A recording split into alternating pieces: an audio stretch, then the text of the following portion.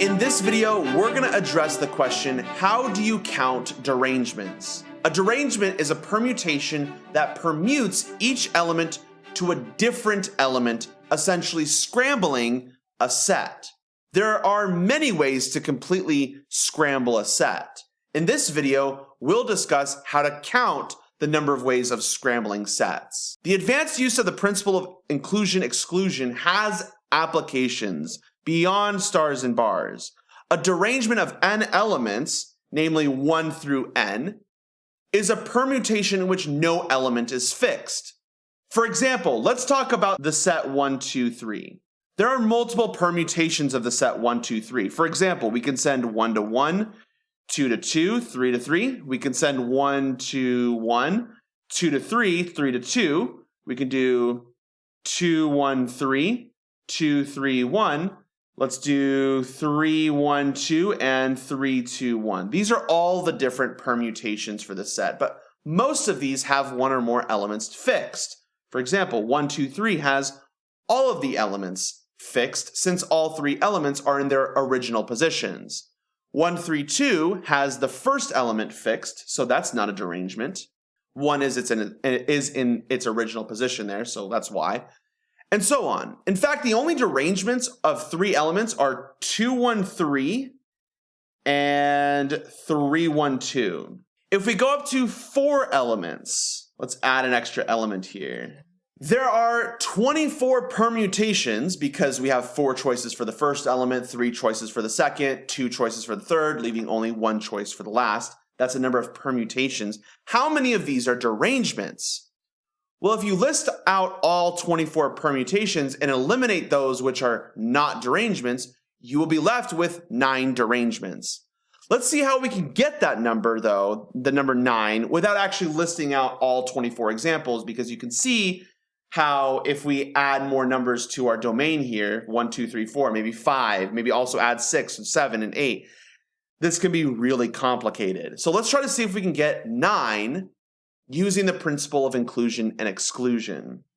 And we're going to do that with this example. How many derangements are there of 4 elements? So we count all the permutations and we subtract those which are not derangements. So there are 4 factorial permutations, which by the way is 24 total permutations.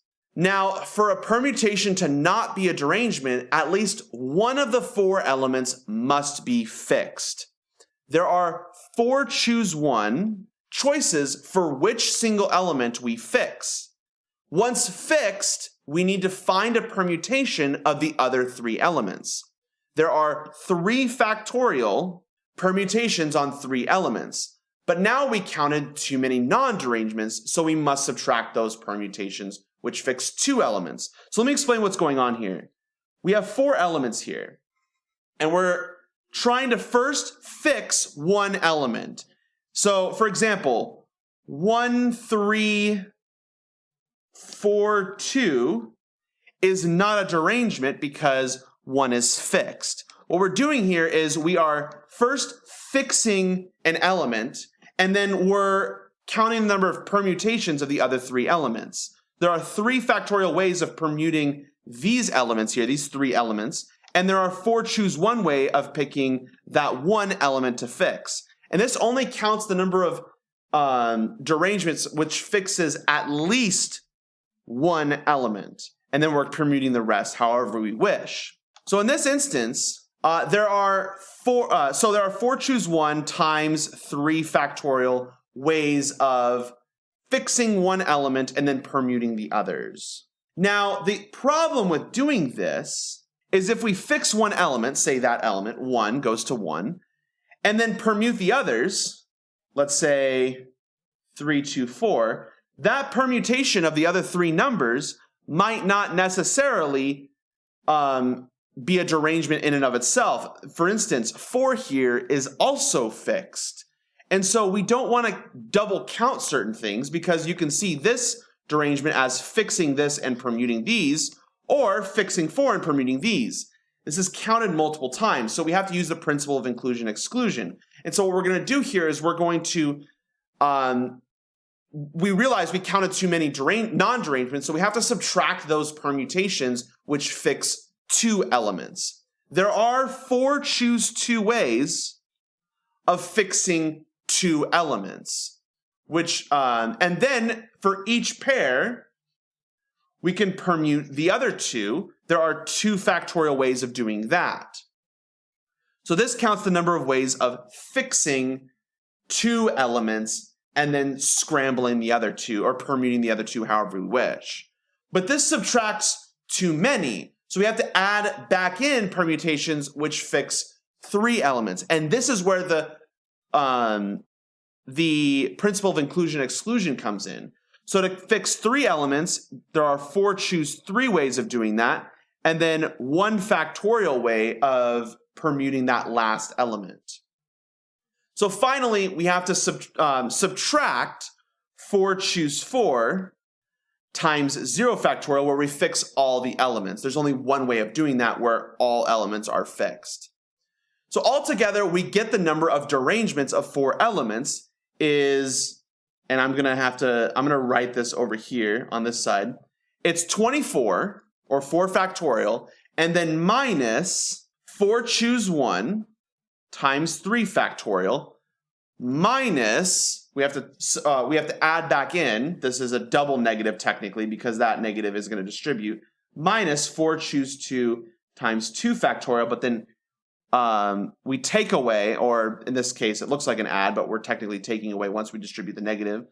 And then we take away 4 choose 3 times 1 factorial, and then we subtract 4 choose 4 times 0 factorial.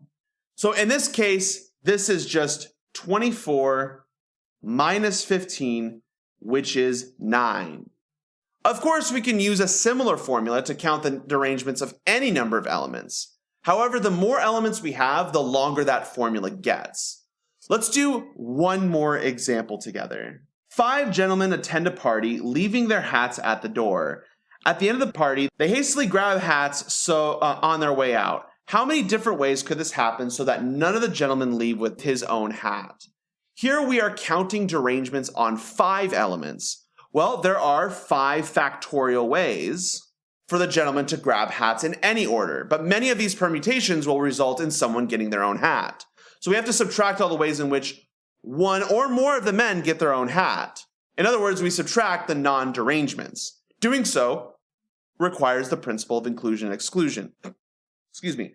Thus, the answer is 5 factorial minus 5 choose 1, the number of ways of fixing 1 element and permuting the other 4 elements, minus 5 choose 2, way of fixing 2 elements and then permuting the other elements, plus 5 choose 3, way of fixing 3 elements and then permuting the other 2 elements, minus 5 choose 2, fixing 2 elements, and 5 choose 4, fixing 4 elements and then having 1 element left over, and then plus 5 choose 5, fixing all 5 elements and then permuting the leftover 0 elements. And so that's how we find the number of derangements on 5 elements. Again, this is the principle of inclusion-exclusion, but in this case, instead of having, 3 sets or 2 sets, we have 5 sets that we're working with here. And so the principle of inclusion-exclusion looks a little bit convoluted here. Anyways, thanks everyone, and I'll see you in the next lecture.